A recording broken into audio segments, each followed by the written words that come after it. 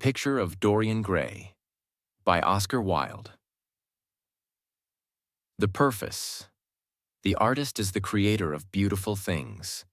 To reveal art and conceal the artist is art's aim.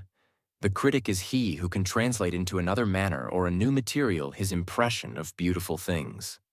Essay.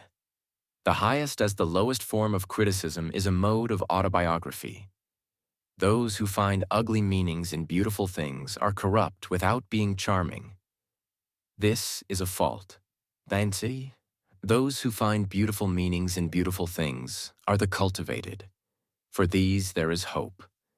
They are the elect to whom beautiful things mean only beauty. There is no such thing as a moral or an immoral book. Books are well written or badly written, that is all. End. The 19th century dislike of realism is the rage of Caliban seeing his own face in a glass. The 19th century dislike of romanticism is the rage of Caliban not seeing his own face in a glass. The moral life of man forms part of the subject matter of the artist, but the morality of art consists in the perfect use of an imperfect medium. No artist desires to prove anything. Even things that are true can be proved. No artist has ethical sympathies. An ethical sympathy in an artist is an unpardonable mannerism of style. No artist is ever morbid. The artist can express everything. Thought and language are to the artist instruments of an art. Vice and virtue are to the artist materials for an art. From the point of view of form, the type of all the arts is the art of the musician. From the point of view of feeling, the actor's craft is the type. All art is at once surface and symbol. Those who go beneath the surface do so at their peril. Those who read the symbol do so at their peril. It is the spectator, and not life, that art really mirrors. Diversity of opinion about a work of art shows that the work is new, complex, and vital. When critics disagree, the artist is in accord with himself. We can forgive a man for making a useful thing as long as he does not admire it. The only excuse for making a useless thing is that one admires it intensely. All art is quite useless. Oscar Wilde. Chapter 1. The studio was filled with the rich odor of roses, and when the light summer wind stirred amidst the trees of the garden, there came through the open door the heavy scent of the lilac, or the more delicate perfume of the pink flowering thorn. From the corner of the divan of Persian saddlebags on which he was lying, smoking, as was his custom, innumerable cigarettes, Lord Henry Wotton could just catch the gleam of the honey-sweet and honey-colored blossoms of a laburnum, whose tremulous branches seemed hardly able to bear the burden of a beauty so flame-like as theirs, and now and then the fantastic shadows of birds in flight flitted across the long tussar silk curtains that were stretched in front of the huge window, producing a kind of momentary Japanese effect, and making him think of those pallid, jade-faced painters of Tokyo who, through the medium of an art that is necessarily immobile, seek to convey the sense of swiftness and motion. The sullen murmur of the bees shouldering their way through the long unmown grass, or circling with monotonous insistence round the dusty gilt horns of the straggling woodbine, seemed to make the stillness more oppressive. The dim roar of London was like the bourdon note of a distant organ. In the center of the room, clamped to an upright easel, stood the full-length portrait of a young man of extraordinary personal beauty, and in front of it, some little distance away, was sitting the artist himself, Basil Hallward, whose sudden disappearance some years ago caused at the time such public excitement and gave rise to so many strange conjectures. As the painter looked at the gracious and comely form he had so skillfully mirrored in his art, a smile of pleasure passed across his face and seemed about to linger there. But he suddenly started up, and closing his eyes, placed his fingers upon the lids, as though he sought to imprison within his brain some curious dream from which he feared he might awake. It is your best work, Basil, the best thing you have ever done, said Lord Henry languidly. You must certainly send it next year to the Grosvenor. The Academy is too large and too vulgar.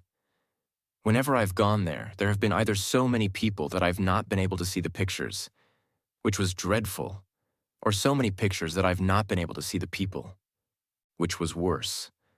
The Grosvenor is really the only place. I don't think I shall send it anywhere, he answered, tossing his head back in that odd way that used to make his friends laugh at him at Oxford. No, I won't send it anywhere.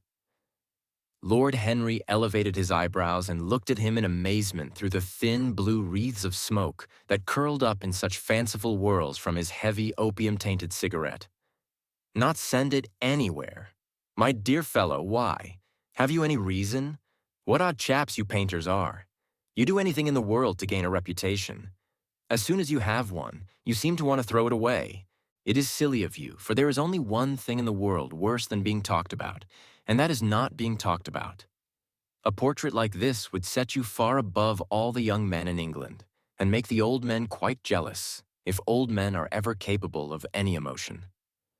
I know you will laugh at me, he replied, but I really can't exhibit it. I have put too much of myself into it. Lord Henry stretched himself out on the divan and laughed. Yes, I knew you would, but it is quite true all the same.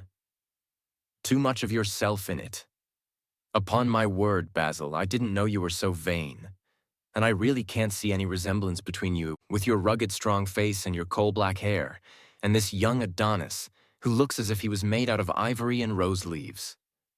Why, my dear Basil, he is a Narcissus, and you? Well, of course you have an intellectual expression and all that. But beauty, real beauty, ends where an intellectual expression begins. Intellect is in itself a mode of exaggeration and destroys the harmony of any face. The moment one sits down to think, one becomes all nose or all forehead, or something horrid. Look at the successful men in any of the learned professions. How perfectly hideous they are. Except, of course, in the church. But then, in the church, they don't think. A bishop keeps on saying at the age of 80 what he was told to say when he was a boy of 18. And as a natural consequence, he always looks absolutely delightful. Your mysterious young friend, whose name you have never told me, but whose picture really fascinates me, never thinks. I feel quite sure of that. He is some brainless, beautiful creature who should be always here in winter when we have no flowers to look at, and always here in summer when we want something to chill our intelligence. Don't flatter yourself, Basil. You are not in the least like him. You don't understand me, Harry, answered the artist. Of course I'm not like him. I know that perfectly well. Indeed, I should be sorry to look like him. You shrug your shoulders? I am telling you the truth. There is a fatality about all physical and intellectual distinction, the sort of fatality that seems to dog through history the faltering steps of kings. It is better not to be different from one's fellows. The ugly and the stupid have the best of it in this world. They can sit at their ease and gape at the play. If they know nothing of victory, they are at least spared the knowledge of defeat. They live as we all should live, undisturbed, indifferent, and without disquiet. They neither bring ruin upon others, nor ever receive it from alien hands. Your rank and wealth, Harry, my brains such as they are, my art, whatever it may be worth, Dorian Gray's good looks,